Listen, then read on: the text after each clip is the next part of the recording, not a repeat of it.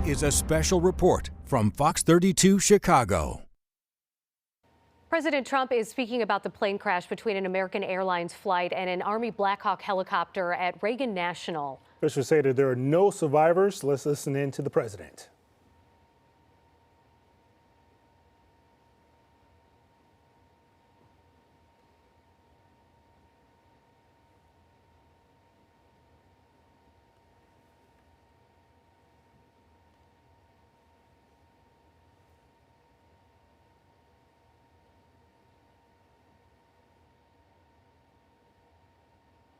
Nine p.m. last night, an American Airlines regional jet carrying 60 passengers and 4 crew collided with an Army Black Hawk helicopter carrying 3 military service members over the Potomac River in Washington, D.C., while on final approach to Reagan National Airport.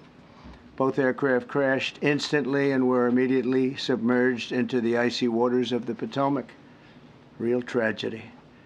The massive search and rescue mission was underway throughout the night, leveraging every asset at our disposal. And I have to say, the local, state, federal, military, including the United States Coast Guard in particular, they've done a phenomenal job. So quick, so fast. It was mobilized immediately. The work has now shifted to a recovery mission. Sadly, there are no survivors.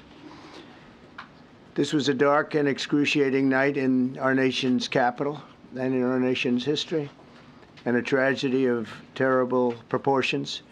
As one nation, we grieve for every precious soul that has been taken from us so suddenly, and we are a country of, really, we are in mourning.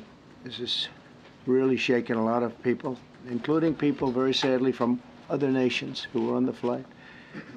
For the family members back in Wichita, Kansas, here in Washington, D.C., and throughout the United States and in Russia, we have a Russia contingent, some very talented people, unfortunately, were on that plane. Very, very, very sorry about that.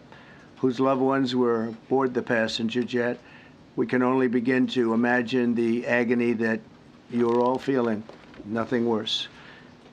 On behalf of the First Lady, myself, and 340 million Americans, our hearts are shattered alongside yours, and our prayers are with you now and in the days to come. We'll be working very, very diligently in the days to come. We're here for you to wipe away the tears and to offer you our devotion, our love, and our support. There's great support.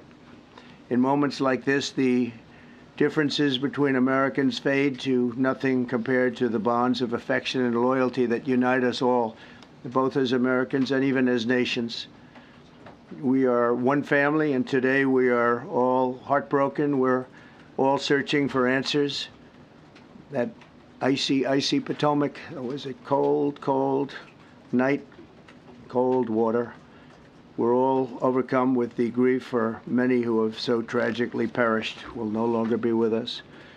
Together we take solace in the knowledge that their journey ended not in the cold waters of the Potomac, but in the warm embrace of a loving God. We do not know what led to this crash, but we have some very strong opinions and ideas, and I think we'll probably state those opinions now. Because over the years I've watched as things like this happen, and they say, well, we're always investigating, and then the investigation 3 years later, they announce it. We think we have some pretty good ideas. But we'll find out how this disaster occurred, and we'll ensure that nothing like this ever happens again.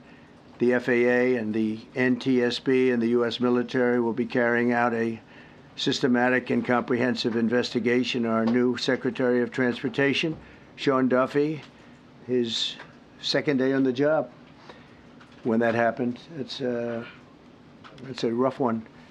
We'll be working tirelessly. He's a great gentleman. The whole group these are great people, and they are working tirelessly to figure out exactly what happened. We will state certain opinions, however. I'm also immediately appointing an acting commissioner to the FAA, Christopher Rocheleau, a 22-year veteran of the agency, highly respected.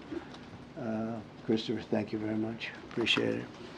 We must have only the highest standards for those who work in our aviation system. I changed the Obama standards from very mediocre at best to extraordinary. You remember that. Only the highest aptitude, they have to be the highest intellect and psychologically superior people were allowed to qualify for air traffic controllers. That was not so prior to getting there. When I arrived in 2016, I made that change very early on because I always felt this was a job that, and other jobs too, but this was a job that had to be superior intelligence, and we didn't really have that, and we had it. And then when I left office and Biden took over, he changed them back to lower than ever before. I put safety first. Obama, Biden, and the Democrats put policy first. And they put politics at a level that nobody's ever seen, because this was the lowest level. Their policy was horrible, and their politics was even worse. So as you know, last week, long before the crash, I signed an executive order restoring our highest standards for air traffic controllers and other important jobs throughout the country. So it was very interesting. About a week ago, almost upon entering office, I signed something last week that was an executive order, very powerful, on restoring the highest standards of air traffic controllers and others, by the way. Then my administration will set the highest possible bar for aviation safety. We have to have our smartest people. It doesn't matter what they look like, how they speak, who they are. It matters intellect, talent, the word talent. They have to be talented, naturally talented geniuses. You can't have regular people doing that job. They won't be able to do it. But we'll restore faith in American air travel. I'll have more to say about that. I do want to point out that various articles that appeared prior to my entering office, and here's one. The FAA's diversity push includes focus on hiring people with severe intellectual and psychiatric disabilities. That is amazing. And then it says FAA says people with severe disabilities are most underrepresented segment of the workforce, and they want them in, and they want them, they can be air traffic controllers. I don't think so. This was on January 14th, so that was a week before I entered office. They put a big push to put diversity into the FAA's program. Then another article, the Federal Aviation Administration, this was before I got to office, recently, second term. The FAA is actively recruiting workers who suffer severe intellectual disabilities, psychiatric problems, and other mental and physical conditions under a diversity and inclusion hiring initiative spelled out on the agency's website. Can you imagine? These are people that are, I mean, actually, their lives are shortened because of the stress that they have. Brilliant people have to be in those positions, and their lives are actually shortened, very substantially shortened, because of the stress, where you have many, many planes coming into one target, and you need a very special talent and a very special genius to be able to do it. Targeted disabilities are those disabilities that the federal government, as a matter of policy, has identified for special emphasis in recruitment and hiring. The FAA's website states they include hearing, vision, missing extremities, partial paralysis, complete paralysis, epilepsy, severe intellectual disability, psychiatric disability, and dwarfism all qualify for the position of a controller of airplanes pouring into our country, pouring into a little spot, a little dot on the map, a little runway. The initiative is part of the FAA's Diversity and Inclusion Hiring Plan. Think of that. The initiative is part of the FAA's Diversity and Inclusion Hiring Plan, which says diversity is integral to achieving FAA's mission of ensuring safe and efficient travel. I don't think so. I don't think so. I think it's just the opposite. The FAA website shows that the agency's guidance on diversity hiring were last updated on March 23rd of 22. They wanted to make it even more so. And then I came in and I assume maybe this is the reason, the FAA, which is overseen by Secretary Pete Buttigieg, a real winner. That guy's a real winner. Do you know how badly everything's run since he's run this Department of Transportation? He's a disaster. He was a disaster as a mayor. He ran his city into the ground, and he's a disaster now. He's just got a good line of bullshit. The Department of Transportation, his government agency charged with regulating civil aviation. Well, he runs it, 45,000 people, and he's run it right into the ground with his diversity.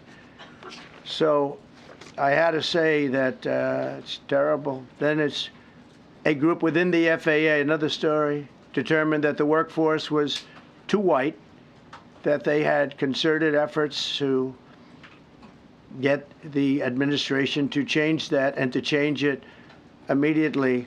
This was in the Obama administration just prior to my getting there. And we took care of African Americans, Hispanic Americans. We took care of everybody at levels that nobody's ever seen before. It's one of the reasons I won. But they actually came out with a directive, too white. And we want the people that are competent. But now we mourn and we pray and would like to ask all Americans to join me in a moment of silence as we ask God to watch over those who have lost their lives and bring comfort to the loved ones. And I just want to say God bless everyone in this room. This has been a terrible, very short period of time. We'll get to the bottom of it. So we all saw the same thing. We've seen it many times. I've had the honor of hearing tapes. Tapes are scary, very scary tapes. You had a airliner coming in, American Airlines. He was doing everything right. He was on track. He was the same track as everybody else. They came in. It's probably the same track as they've had for 25 years or more. He's coming in the path. And for some reason, you had a helicopter that was at the same height, obviously when they hit, but pretty much the same height, and going at an angle that was unbelievably bad. When the air traffic controller said, "Do you see?" You know, he was talking about, "Do you see him?" But there was very little time left when that was stated. And then also he said, "Follow him in." And then almost immediately after that, you know, seconds after that, there was the crash that took place. Well, you follow him in, that means like everything's fine. Follow him in. You had a pilot problem from the standpoint of the helicopter. I mean, because it was visual. It was a very clear night. It was cold but clear, and clear as you could be. The American Airlines plane had lights blazing. They had all of their landing lights on. I could see it from the Kennedy Center tape. We had a tape up on the Kennedy Center. That seems to be the primary thus far. I'm sure we'll see other tapes because it's such an area where there are a lot of cameras looking up into the air, into space. So we'll probably see many other shots of it before too much time goes by. But we had a situation where you had a helicopter that had the ability to stop. I have helicopters. You can stop a helicopter very quickly. It had the ability to go up or down. It had the ability to turn. And the turn it made was not the correct turn, obviously. It did somewhat the opposite of what it was told. We don't know that that would have been the difference because the timing was so tight. It was so little. There was so little time to think. But what you did have is you had vision. The helicopter had vision of the plane because you had vision of it all the way, perfect vision of it all the way from at Kennedy Center where the tape was taken.